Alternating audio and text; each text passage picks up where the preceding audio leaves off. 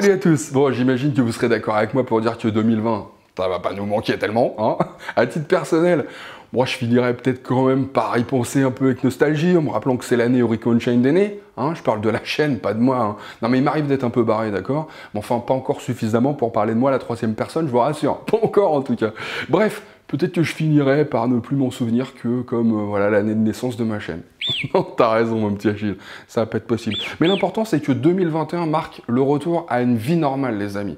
C'est sûrement pas pour aujourd'hui, mais enfin il faut y croire. Et puis vous savez souvent, face aux difficultés, finalement il y a deux façons de réagir. Alors on peut faire le dos rond en espérant que ça passe, ou alors on bombe le torse, on lève la tête et puis on regarde les problèmes droit dans les yeux quoi. Alors voilà, pour cette nouvelle année qui commence, je vous souhaite à tous de toujours être capable de trouver la force d'affronter les difficultés qui s'annoncent. Et sachez que vous pourrez toujours compter sur moi pour tenter, à l'espace d'une vidéo, de tout faire pour vous y aider en injectant un maximum d'infos sympas, de la bonne humeur, mais parfois aussi des petits coups de gueule, hein. Souvent teintés d'une bonne dose de mauvaise foi. Bon, même ça, bon, je pense que vous avez compris que j'aime bien faire des caisses. Mais d'abord parce que je pense qu'on peut dire des choses sérieuses sans se prendre au sérieux. Et puis parce qu'il n'y a plus personne pour m'en empêcher. Donc maintenant, voilà, je fais un peu ce que je veux, quoi. Ah, mon petit Achille. Eh ouais. Tout ça pour vous dire que je compte bien continuer à vous parler de choses sympas. D'autres choses qui seront moins sympas, mais en tout cas sans langue de bois, en chemise hawaïenne et avec Achille parce que ça me fait marrer et que se marrer, c'est l'ultime manifestation de la liberté. Jean-Claude Van Damme sort de ce corps. Non mais t'es grave, en plus parle pas de Jean-Claude, t'es même pas né toi. Non mais c'est vrai quoi, reste tranquille, attends, je parle de moto, puis après on en rediscute de ça tous les deux si tu veux. Non mais parce que quand même, alors que j'étais persuadé de devoir vous annoncer la fin des GSX-R 1000R pour cause de norme Euro 5, Suzuki ont fait venir 70 en version MotoGP répliquée en France. Ça déjà c'est pas mal. Mais c'est vrai que les Italiens vont pouvoir se faire encore un petit peu plus plaisir, eux avec les Legend Editions.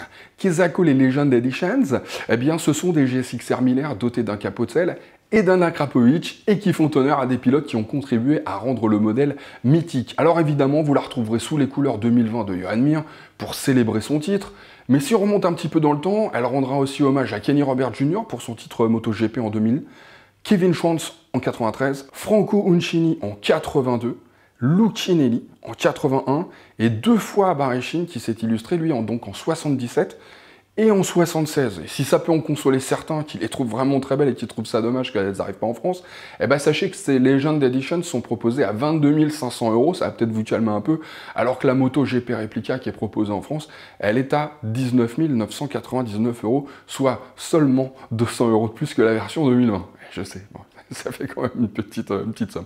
Pour continuer, j'ai une bonne et une mauvaise nouvelle. Alors évidemment, je commence par la mauvaise. Le Tourist Trophy est annulé, les amis. C'était prévu pour la première quinzaine de juin, donc on avait toutes les raisons d'espérer, mais non. Donc la prochaine édition, ça se tiendra du 28 mai au 11 juin 2022.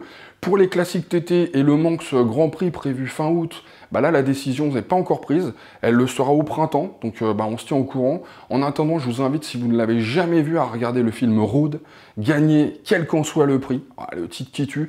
En tout cas, c'est sur les légendaires frères Dunlop qui ont beaucoup contribué à faire passer le Tourist Trophy au rang de mythe, et je vous assure que c'est vraiment sympa. Je vous mets le lien ici. Et sachez par ailleurs que McGuinness, qui lui aussi est une véritable légende du Tourist Trophy, apparaît aujourd'hui même dans la liste des honneurs du Nouvel An, donc de la Reine d'Angleterre, en tant que nouveau membre de l'ordre de l'Empire britannique. C'est un peu l'équivalent de la Légion d'honneur. Alors le niveau membre, c'est le niveau le plus bas, hein. Mais sachez que c'est quand même assez rare pour un champion moto, donc ça méritait d'être signalé. En revanche, c'est aussi le cas pour Lewis Hamilton, mais lui il passe au rang de chevalier. Il devient donc Sir Lewis Hamilton. Ouais, bon. En même temps, c'est un immense champion aussi. Et on continue avec une bonne nouvelle donc.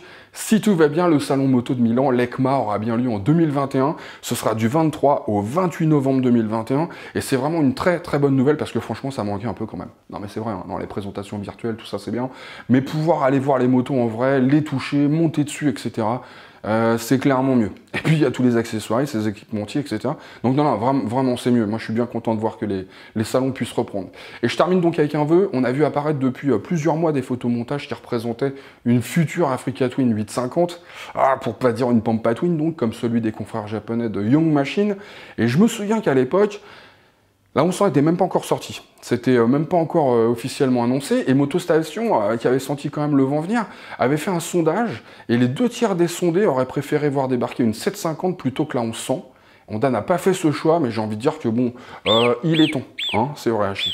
Et en me baladant sur le site Moto Algérie, parce que ça m'arrive d'y aller et que je trouve ça vachement sympa, et ben, je suis retombé sur un article du mois de mars qui reprenait des infos de MCN affirmant qu'un moteur 790 était à l'étude, donc pas 850, mais bon, et qui prendrait place dans des NC, un roadster, une classique et peut-être même un trail.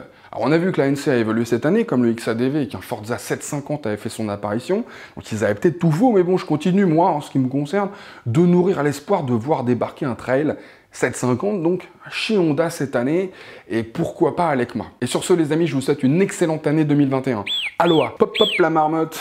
J'ai pas oublié ton Jean-Claude Van Damme sort de ce corps là. Non, tu chambres, tu peux te moquer. Moi je peux te dire qu'à l'époque, bon, tout n'était pas parfait non plus, hein. Vous vous en rappelez, c'était les années 90 quand même.